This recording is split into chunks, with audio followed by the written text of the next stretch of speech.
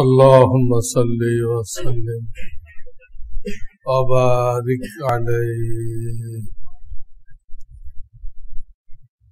اللهم صل وسلم وبارك عليه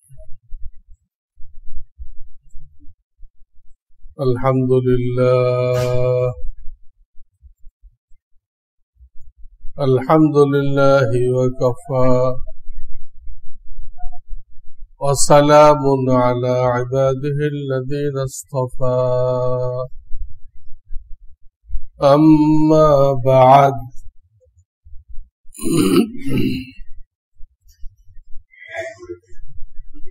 فقد قال النبي صلى الله عليه وسلم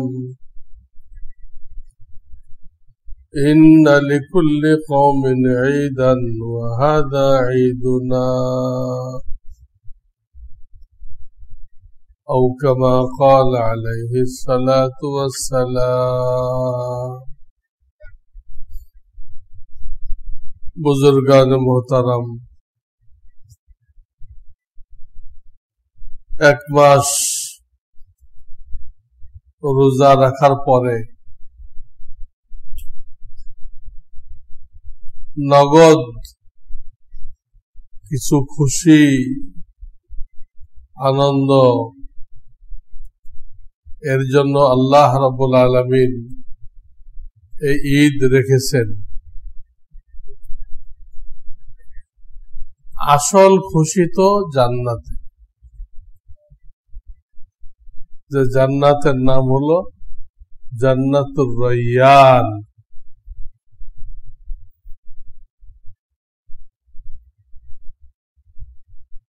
যেখানে খানা পিনার সব ধরনের ব্যবস্থা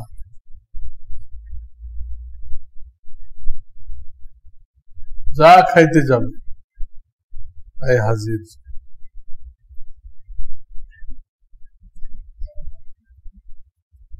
আমি একবার বাইতুল্লাহ শরীফের সাথে একটা হোটেল আবাসিক জমজম টাওয়ার এটাতে উঠলাম সকালে আমাদের সামনে যে নাস্তা পেশ করা হইতো এটা 100-200 প্রকার বেশি হইতে পারে কম হবে না 100-200 প্রকার আইটেম নাস্তা আপনার পেট তো 1 পোয়া আর নাস্তা হলো 200 আইটেম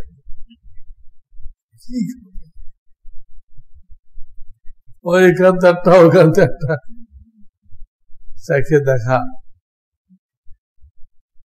এটা একটা নমুনা আসল বাস্তব তো আল্লাহ পেশ করবেন বাবুর রায়্যান দিয়ে ঢুকাইবেন ওই জান্নাতে যত রকম সুস্বাদু খানা আল্লাহর সন্তুষ্টি ওইটা হলো আসল খুশি আসল খুশি আসল ঈদ এটা হলো ঝলক জাস্ট একটা নমুনা কিছু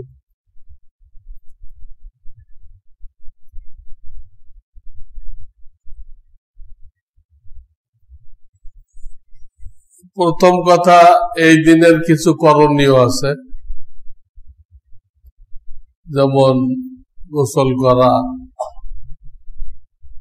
উত্তম লেবাস পরিধান করা নূতনের কোনো হাদিস নেই অনেকে তো তার পরিবারের কুল আইটেম নতুন করে ফেলে ফ্রিজ থেকে আরম্ভ করে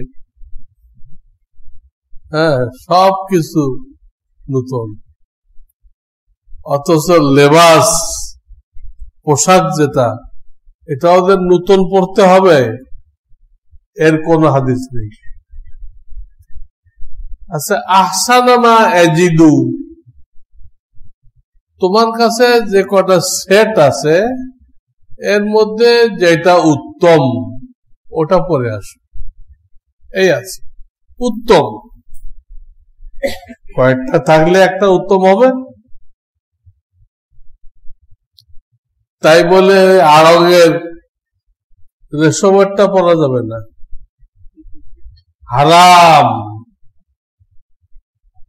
রেশম এবং স্বর্ণ দুনিয়াতে পুরুষের জন্য হারাম, বেহেশতে আল্লাহ পরাবেন, দুনিয়াতে হারাম, মহিলাদের জন্য জায়েজ। মহিলাদের জন্য জায়েজ এই রেশম আর স্বর্ণ। পুরুষদের জন্য এতটুকু সুযোগ রাখা হয়েছে, দাঁত যদি কারো নষ্ট হয়ে যায় ওটা স্বর্ণ দিয়ে বাঁধাই করতে পারে, নাক যদি কারো নষ্ট হয়ে যায় কাটা যায় স্বর্ণ দিয়ে বাঁধাই করতে পারে। এতটুকু পুরুষের জন্য রাখা হয়েছে, আর কোনো সুযোগ নেই। আর রূপা 4 আনা বরাবর এর আংটি পরতে পারবে, এর বেশি রূপা পরার অনুমতি নেই। এই লেবাস পরে আসতে হবে এবং খেয়াল রাখতে হবে লেবাস যেন আমাদের টাকনোর উপরে থাকে। অনেকে সাজসজ্জা করতে যায় টাকনুর নিচে দেয়। আরব দেশের থেকে কিছু ভাই আসে, ওখানে তো রোড সাফ করে, আর দেশে যখন আসে এরকম জুব্বা লাগায়, সব হুজুররা ফেল। হুজুররা তো টাকনুর উপরে পড়ে, আর জমিন থেকে আরো 1 বিঘেত বেশি। এই হাসাইতে হাসাইতে আসে, কঠিন গুনাহ। পুরুষ হয়ে টাকনুর নিচে একমাত্র মোজা ছাড়া কোন লেবাস পরা হারাম। আল্লাহ তাআলা তার দিকে তাকাবেন না, তার গুনাহ খাতা মাফ করবেন না, তাকে গুনাহ থেকে পবিত্র করবেন না। খেয়াল রাখতে হবে। এই দিনে মিসওয়াক করা এটা একটা সুন্নত। এই দিনে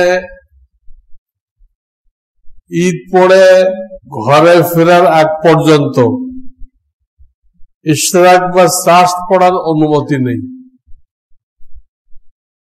ঈদ পড়ে ঘরে ফিরলেন তখন আপনি চাষ্ট পড়তে পারেন। এর আগে 3 সুন্নত হয়, ঘরে পড়লেন মাকরুহ, ঈদের নামাজের জায়গায় এসে পড়লেন মাকরুহ, ঈদের নামাজ শেষ করে ওই জায়গায় পড়লেন মাকরুহ। সব গুনাহ, সব। যে চাষ্ট এত বড় ইবাদত, একটা হজের সব, উমরার সব পাওয়া যায়, সেটা আজকে নিষেধ। নিষেধ মানে এই নির্দিষ্ট সময় পর্যন্ত নিষেধ। ঘরে পড়েন, ঈদ শেষ করে ঘরে যাই পড়েন, জায়েজ। আর ঈদের ময়দানে যখন আপনি আসবেন তো আস্তে আস্তে তাকবীর দিতে দিতে আসবেন। এই ঈদে আসতে কুরবানির ঈদের জোরে আল্লাহু আকবার, আল্লাহু আকবার, লা ইলাহা ইল্লাল্লাহু, আল্লাহু আকবার, আল্লাহু আকবার, ওয়ালিল্লাহিল হামদ, এটা পড়তে পড়তে আসতে হবে। ঈদের নামাজ আসতে হবে এবং ঈদের নামাজে রওনা হওয়ার আগে আপনার সদকাতুল ফিতর দেওয়া হয়েছে কিনা এটা খেয়াল করতে হবে। কারণ সদকাতুল ফিতর দেওয়ার সর্বোত্তম টাইম হলো পয়লা রমজান থেকে নিয়ে ঈদের নামাজে রওনা হওয়ার আগ পর্যন্ত। এই টাইমে দিলে আপনি ডিভিশন পেয়ে গেলেন, ফার্স্ট ডিভিশন। এই টাইমে না দিলে মা পাবে না, কিন্তু দিতে হবে, কিন্তু আপনার আর কি নেই, ডিভিশন নেই, কোন রকম পাস করলেন এই আর কি। ফিতরা দিয়ে আসতে হবে। এবং এই নামাজে কোনো ডাকাডাকি জায়েজ নেই। একবার এলান করা যায়, কিন্তু এই যে আমাদের দেশে কালকেরটা আরম্ভ করছে, হ্যাঁ, রাত্রের থেকে নিয়ে আজকে সকালতে নিয়ে এই যে ডাকাডাকি আরম্ভ করছে, এই কয়টায় জামাত, এই হবে সেই হবে, দেরি করা হবে না, এগুলো একদম না জায়েজ। কারণ বুখারী শরীফের হাদিসে আসছে যে দুই ঈদে কোনো আজান নেই, কোনো ইকামত নেই, কোনো ডাকাডাকি নেই, এই ব্যাপারে কিচ্ছু নেই। চারটে শব্দ, আজান নেই, ইকামত নেই, ডাকাডাকি নেই, কিচ্ছু নেই। লা আযানা ওয়ালা ইকামাতা ওয়ালা নিদা ওয়ালা শাই। এখানে আল্লাহ একটা পরীক্ষা নিতে চাচ্ছেন। সারা বছর তো আজান ইকামত হয়, ঈদের সময় আজান ইকামত হবে না। দেখি আমার কোন কোন বান্দা জামাত ধরতে পারে, এর একটা পরীক্ষা নিতে চাইছেন আল্লাহ, এই জন্য এগুলো নিষেধ করছে। মানুষ তো হাদিস কোরআন জানে না, ওই খামখেয়ালি, ইমাম সাহেবও জানে না, মুয়াজ্জিনও জানে না, কমিটিও জানে না, খতিবও জানে না, সব এক অবস্থা। খুব এলান হইতেছে। আমি এখন আসলাম মোহাম্মদপুর থেকে, কত এলান শুনলাম, সব জাহালাত, কোরআন সুন্নাহ বিরোধী কাজ, এগুলোর ক্ষতি আছে।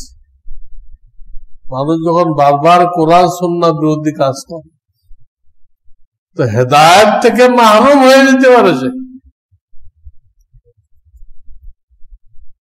হেদায়েত থেকে কি হতে পারে? বারবার রাসূলের সুন্নতের সাথে সংঘর্ষ করা, টকরাও দেওয়া, কঠিন জিনিস। এটা করা যাবে না। ঈদের নামাজে মুখতাসার বয়ান হইতে পারে,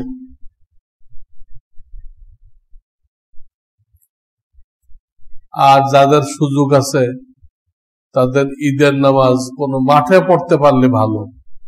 যাদের সুযোগ আছে, মাঠও আছে এবং সেখানে অনুমতিও আছে।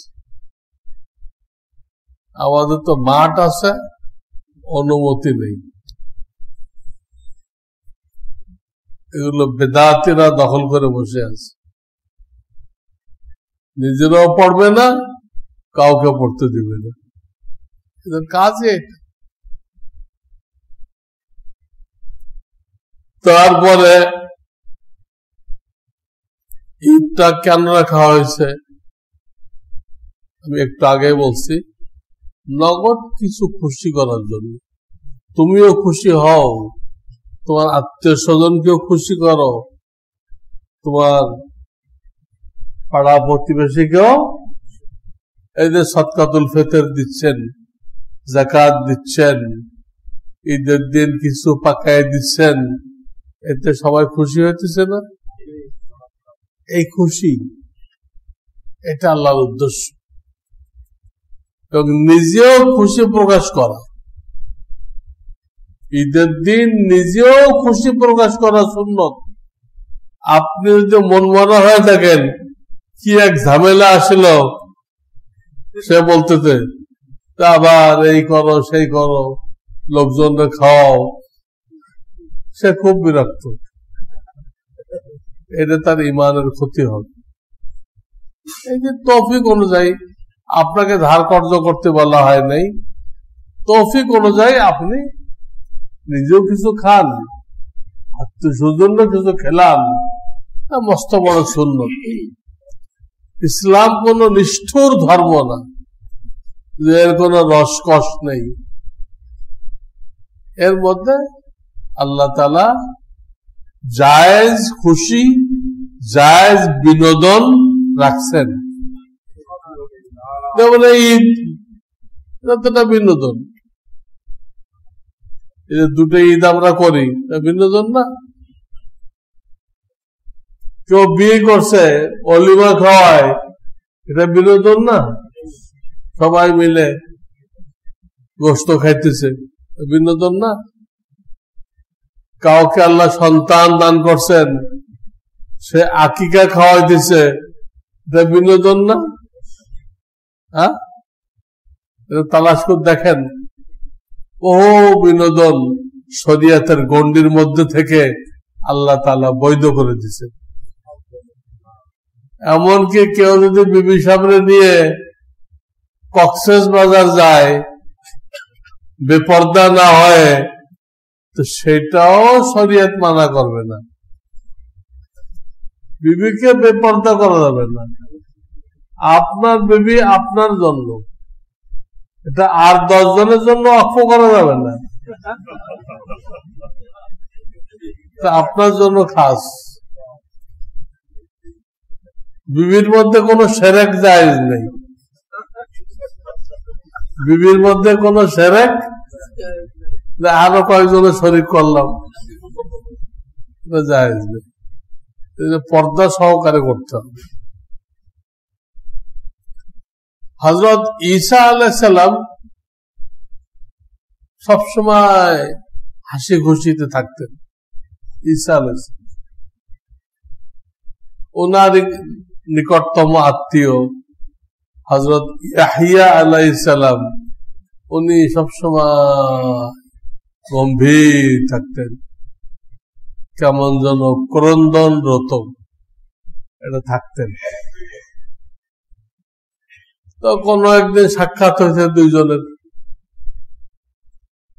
একজন আর একজনের উপরে আপত্তি জানাইলেন। ঈসা আলাইহিস সালাম বললেন, হে ইয়াহইয়া, তুমি যেভাবে থাকো, এইভাবে যদি থাকো, তাহলে লোকজন সব নিরাশ হয়ে যাবে আল্লাহর রহমত থেকে। নবীর এই দশা, সারাদিন কাঁদতে থাকে, আমাদের তো কোনো পাত্তাই নেই, লোকজন সব নিরাশ হয়ে যাবে, কোনো ভরসা পাবে না। উনি আবার বললেন, আপনি যেরকম সারাদিন হাসি খুশি করেন, এটাও তো সমস্যা। লোকজনের ভিতরে আল্লাহর ভয় থাকবে না। নবীর যখন কোনো ফিকির নেই,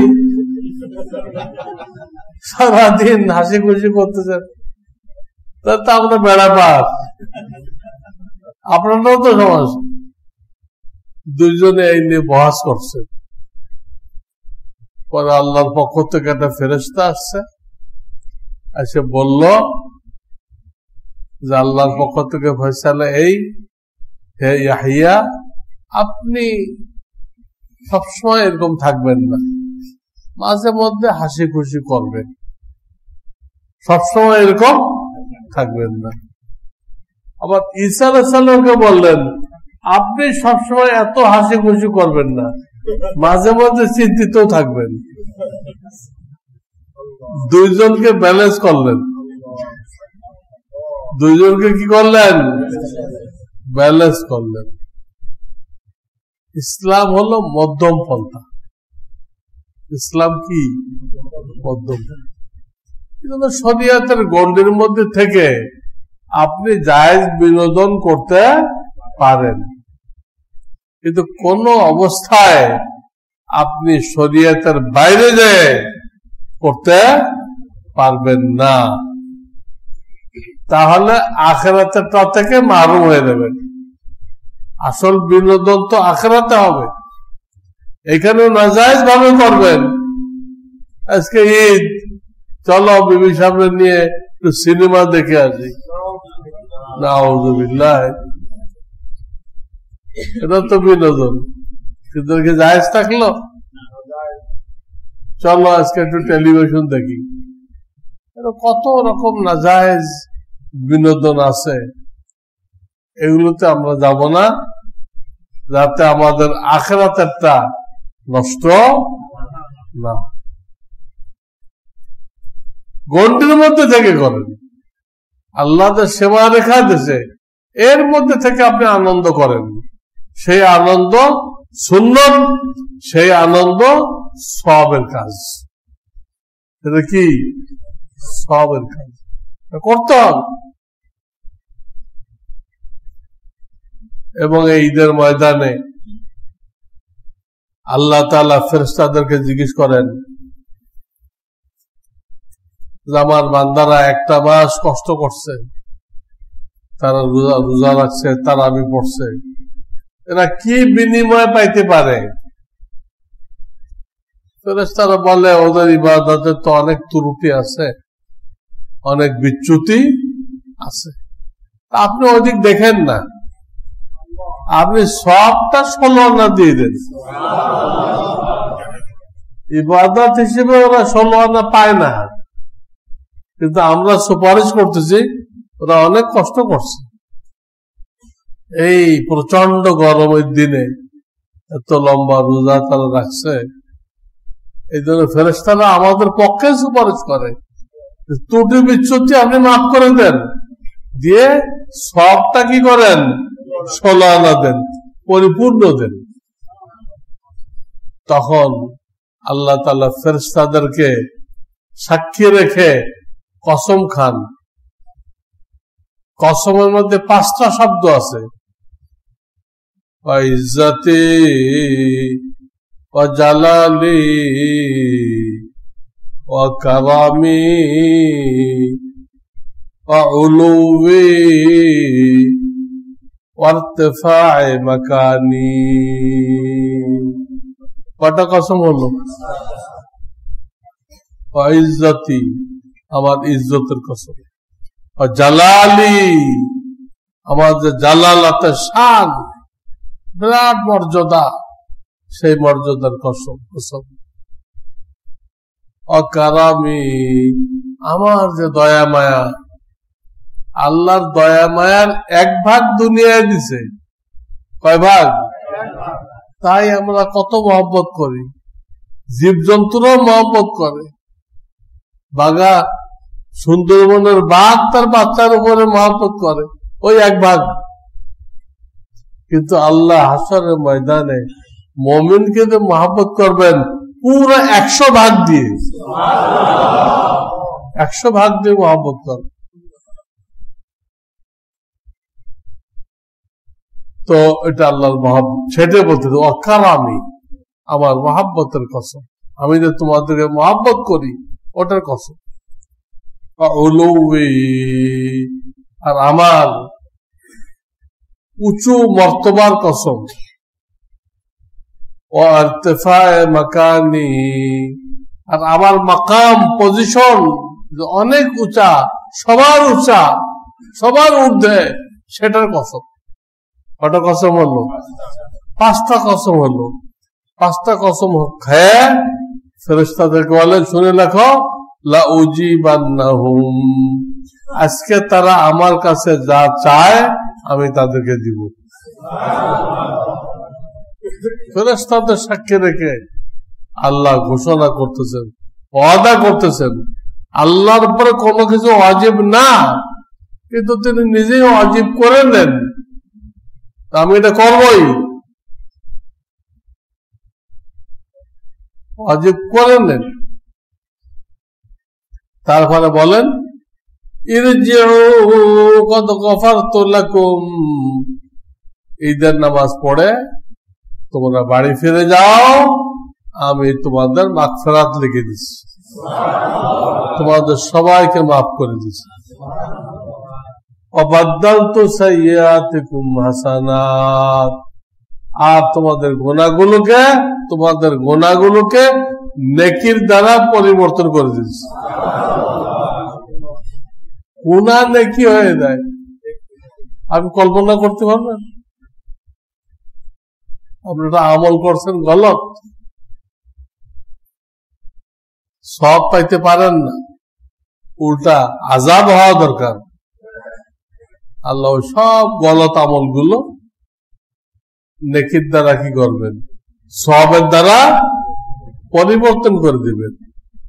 তাই বলতেছে ইরজিউ, বাড়ি ফিরে যাও, কদ গফারতু লাকুম, তোমাদেরকে মাফ করে দিছি, ওয়াবাদদালতু সাইয়্যাতিকুম হাসানাত, তোমাদের গুনাহগুলোকে নেকির দ্বারা পরিবর্তন করে দিছি। আল্লাহর দয়া, আল্লাহর দয়া।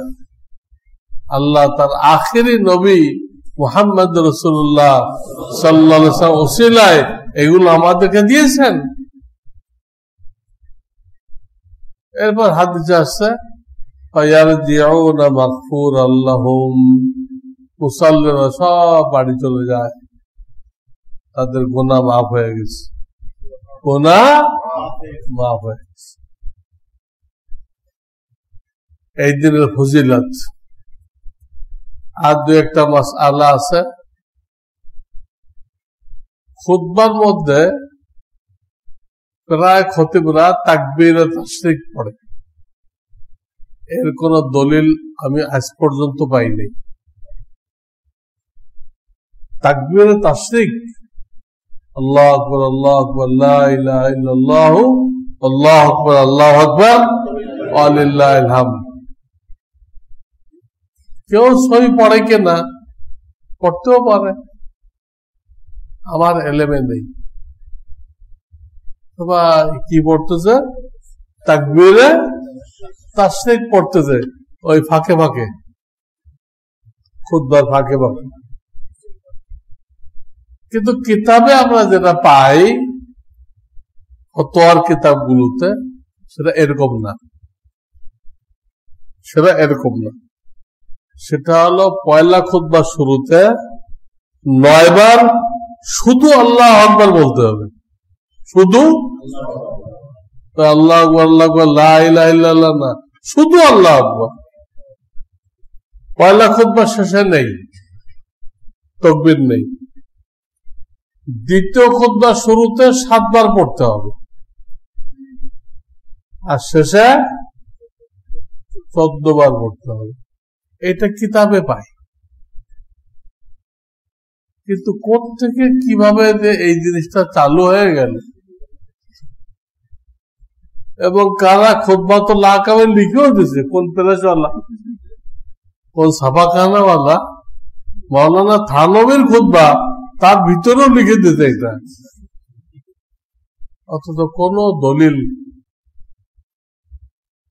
দলিল নেই।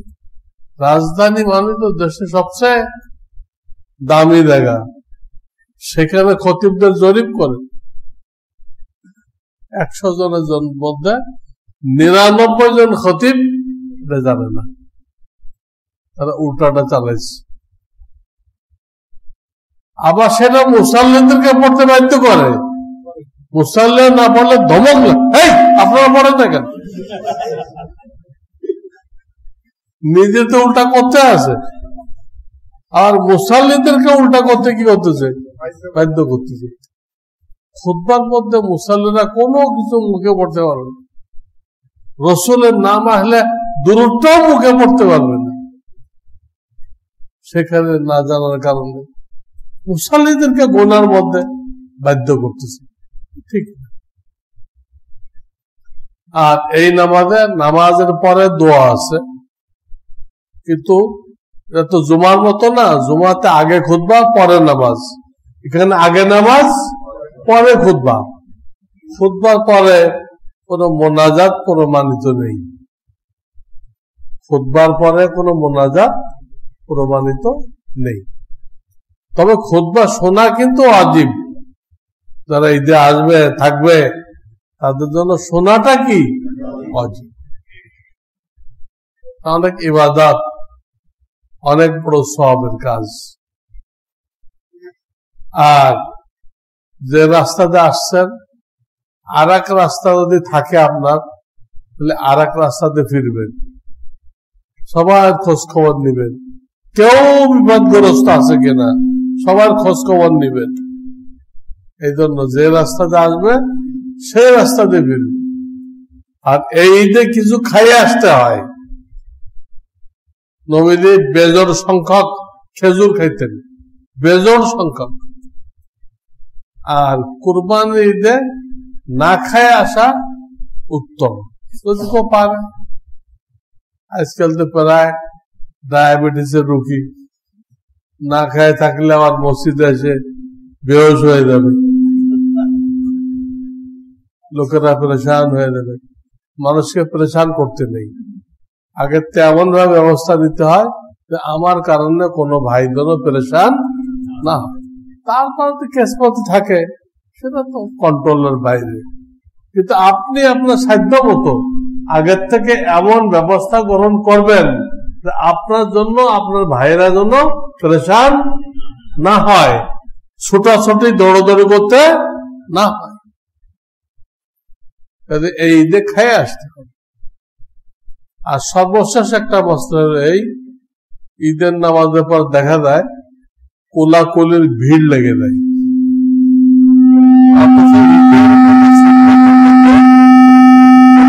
নেই ঈদের সুন্নতের মধ্যে কি নেই? কোলাকুলি নেই। এটা হলো সাক্ষাতের সুন্নত। কোন ভাইয়ের সাথে অনেকদিন পরে সাক্ষাৎ হলে ওর সাথে সালাম মুসাফা করে কোলাকুলি করেন।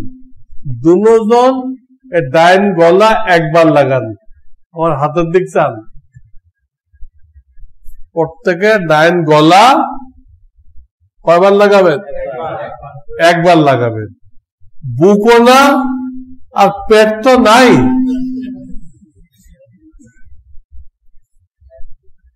বুঝছেন? পেট দিয়ে করলে হবে না, বুক দিয়ে করলে হবে না। মোট কয়বার?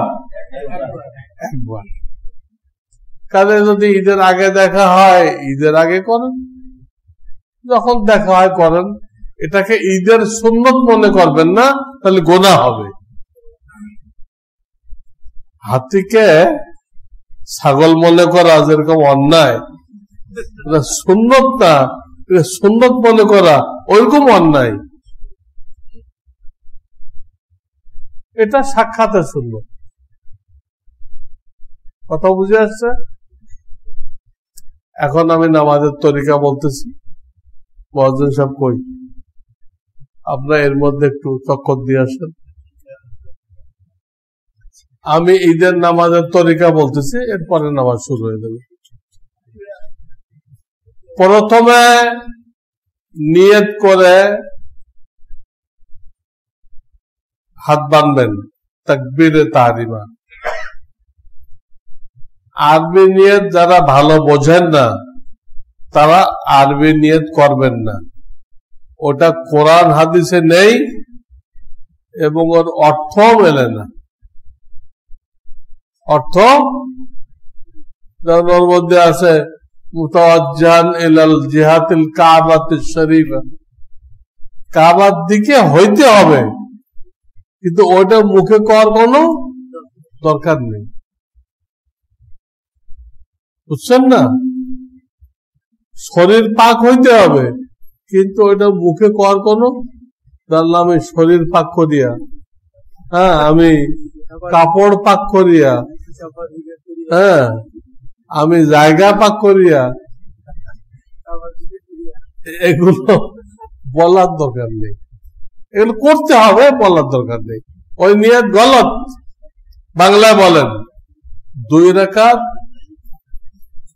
ঈদুল ফিতরের ওয়াজিব নামাজ এই ইমামের পিছনে পড়তেছে, শেষ।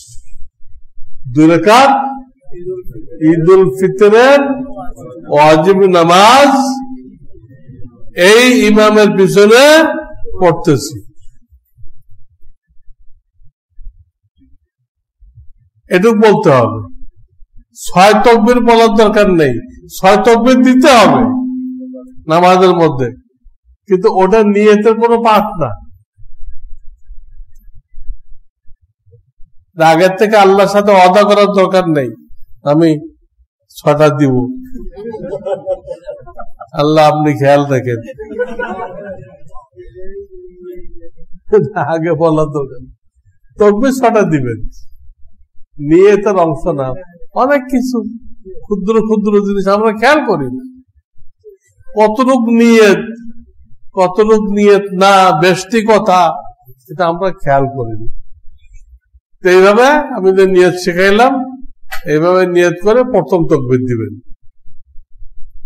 এটার নাম তাকবীরে তাহরিমা। তাকবীরে তাহরিমার পরে সবাই সানা পড়বেন। সানা পড়া যখন হয়ে গেল, ইমাম সাহেব আরো 3টা দিবে। আরো কটা দিবে? প্রথম 2টাতে হাত ছেড়ে দিবেন, প্রথম 2টাতে হাত ছেড়ে দিবেন। তৃতীয়টাতে কি করবেন? হাত বাঁধবেন। হাত বাঁধে আপনাকে আর কিছু পড়তে হবে না। ইমাম সাহেব আউযু বিল্লাহ বিসমিল্লাহ পড়ে সূরা ফাতিহা আরম্ভ করবেন, আওয়াজ করে, মনে মনে না। জোহরের নামাজ, ইশরাকের নামাজ তো মনে মনে, এটা কি আওয়াজ করে পড়বেন। পড়ে স্বাভাবিক নিয়মে প্রথম রাকাত হয়ে যায়। এরপর আসবে দ্বিতীয় রাকাত। দ্বিতীয় রাকাত তো স্বাভাবিকভাবে সবকিছু হবে, শুধু পার্থক্য কোথায়? দ্বিতীয় রাকাতে রুকুর সময় ইমাম সাহেব 3টা বেশি রুকু দিবেন। কয়টা? 3টা। বেশি মানে বেশি, বেশি তাকবীর দিবেন। 3টা বেশি তাকবীর দিবেন। ওই 3বার আপনি হাত ছেড়ে দিবেন, হাত সাইডে ছেড়ে দিবেন। চতুর্থবার উনি আরেকটা তাকবীর দিবেন, ওটা হলো রুকুর তাকবীর। ওটা কি? রুকুর তাকবীর। ওই তাকবীর শুনে আপনি রুকুতে যাবেন।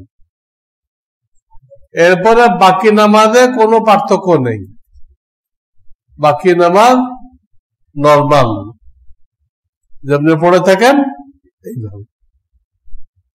নামাজের পরে সংক্ষিপ্ত মোনাজাত হবে, ওটাই আসল মোনাজাত। মোনাজাতের পরে 2টা খুতবা হবে, কেউ উঠবেন না, আপ চুপচাপ বসে থাকবেন, খুতবা শুনবেন। খুতবা শোনার পরে প্রত্যেকে যার যার বাড়িতে চলে যাবেন। খুতবার পরে আর মোনাজাত হবে না, যেহেতু হাদিসে নেই। আমরা তো হাদিস কোরআনকে ফলো করব। মুসল্লিদের খুশি করার জন্য এটা বেশি মোনাজাত দিব না। জান না কতক মসজিদে তারাবির নামাজে প্রতি 4 রাকাতে মোনাজাত, প্রতি 4 রাকাত, আবার বেতরে পরে মোনাজাত। 4 রাকাতের পরেও নেই, বেতরের পরেও। এইগুলো জিনিস উল্টা পাল্টা আগের থেকে চালু হয়ে আসছে, এখন কিছু কিছু আল্লাহর মেহেরবানি ঠিক হইতেছে। এই মোটামুটি আমি ঈদের নামাজের তরিকা বলে দিলাম। এবার আপনারা কালেকশন হয়ে গেছে, আপনারা দাঁড়াই দেন।